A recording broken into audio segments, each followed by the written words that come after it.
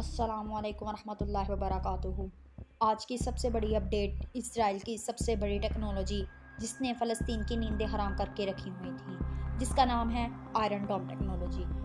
दोस्तों तवज्जो फरमाइए, इज़राइल ने फ़लस्तीन के 5000 मिसाइल में से तकरीबन 4750 मिसाइल को आते आते हवा में से कैसे हरा दिया। सिर्फ इज़राइल में 250 ही मिसाइल पोजीशन पर गिर पाए।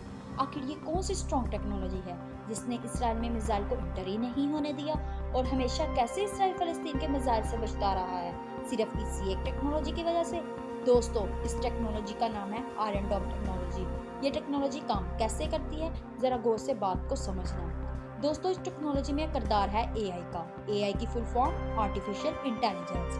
दोस्तों जैसे ही कोई रॉकेट शहर के अंदर दाखिल होता है, वैसे ही एआई के थ्रू शहर में एक और रॉकेट लॉन्च कर दिया जाता है, जो इस रॉकेट को किया कर देता है, जो शहर में तबाही करने के लिए आ रहा होता है। दोस्तों ये काम मिनटों में नहीं सेकंड में करता है। लेकिन फलस्तीन ने ऐसा ड्रोन लॉन्च किया है जिनमें टारगेट को तबाह करने की एबिलिटी हुई है।